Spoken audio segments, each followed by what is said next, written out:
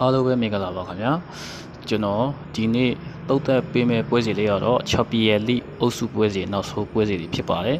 ကျွန်တော်ပထမဦးဆုံးရွေးချယ်ပေးမဲ့ပွဲစီလေးကတော့နာပိုလီသင်းနဲ့ချက်စီသင်းနဲ့ပွဲစီတွေဖြစ်ပါတယ်အဝေးခွဲကချက်စီသင်းကတရေ60စုပ်ပေါက်နေပါတယ်ဒီနေ့သင်းကချက်စီသင်းကဒီပွဲသားနိုင်ခဲ့မယ်ဆိုလို့ရှိရတော့သူကနောက်တစ်ဆက်တစ်ဖို့အတွက်အခြေအနေကောင်းမှာဖြစ်ပါတယ်တစ်ဖက်ကနာပိုလီကလည်းတော်တော်လေးကိုရလိုက်တယ်တော်တော်လေးဆိုးရနေတယ်ဗျာပြီးခဲ့တဲ့ဘက်ကဂျူဗီဒန်အသင်းကို3 ခုပြည့်နဲ့ဆုံးနေထားတာဖြစ်ပါတယ်ချက်စီသင်းကနီးပြအသင်းကိုခပ်ပြီးကတည်းကတော်တော်လေးကိုခြေစွမ်းတော်တော်လေးကိုကောင်းနေတဲ့ချက်စီဖြစ်ပါတယ်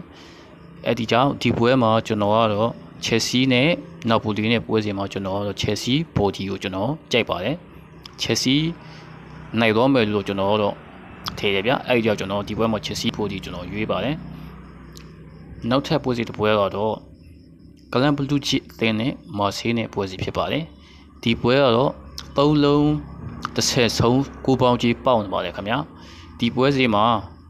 မာဆေးသေးရလဲတိုက်စစ်ဆေးမှာဖြစ်ပါတယ်ကလန်ဘလူးချစ်သေးရလဲတိုက်စစ်တော်တော်လေးကောင်းတဲ့အသေးဖြစ်ပါတယ်ဒီနေ့သေးရဂိုးလေးအပြန်အလှန်တွေနဲ့မြစ်တွေ့ရဖို့ရှိပါတယ်ဒီပွဲကကိုးပို့တော့ဖို့အတွက်အခြေအနေကောင်းနေပါတယ်ခင်ဗျာဒါကြောင့်အဲ့ဒီကြောင့်ဒီပွဲကိုကိုးပို့ကျွန်တော်ကြိုက်ပါတယ်ခင်ဗျာ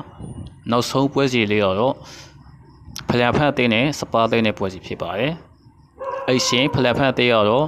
ဆုံးရည်လည်းပြုတ်နေပါပြီနိုင်ရည်လည်းပြုတ်နေပါပြီအဲ့ဒီအသေးကတစ်ဖက်ကစပါသိန်းကဒီပွဲစီကိုသာနိုင်ခဲ့မယ်ဆိုရင်တော့သူကနောက်တစ်ချက်ကို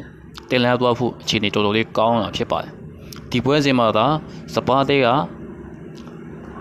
တကူလောက်နဲ့နိုင်တော့မယ်ဆိုရင်တော့ကြီးကအပြည့်အောင်လို့ဖြစ်နေပါတယ်ခင်ဗျာတလုံး80နိုင်ပေါက်နေပါတယ်ခင်ဗျာအဲ့ဒီကြောင့်ဒီပွဲကိုကျွန်တော်ကတော့စပါးဘူဒီကိုကျွန်တော်ကပို့ပြီးကြိုက်တယ်ခင်ဗျာဘာဖြစ်လို့လဲဆိုတော့ဗျာဖယားဖတ်ရဲ့သေးရတယ်ဗျာဘာဖြစ်လို့နီးပြောမရှိဘူးဗျာအဲ့ဒီကြောင့်လို့ဒီပွဲစီကိုစပါးဗျာ6 လိမှာတော်တော်လေးကောင်းတယ်တော်တော်လေးကိုလည်းခြေဆွာတဲ့အသေးပါဗျ။ဘာဖြစ်လို့လဲဆိုတော့ तू ကအမတ်ပေးစီရောမှာပဲ तू ကညက်ချင်ညက်နေမယ်။ဒါပေမဲ့ तू က6 လိမှာဆိုရင်စပါးတော်တော်လေးကိုကောင်းတော်တော်လေးကိုလှုပ်ပြတဲ့အသေး။ဒီနေ့လဲကျွန်တော်စပါးအနိုင်ရရှိသွားမယ်လို့ကျွန်တော်တော့ထေးတယ်ဗျာ။အဲ့ဒီကြောင့်ကျွန်တော်ဒီနေ့ပွဲစဉ်မှာစပါးပိုဒီကိုကျွန်တော်ရွေးချယ်ထားတာဖြစ်ပါတယ်။အားလုံးအဆင်ပြေကြပါစေခင်ဗျာ။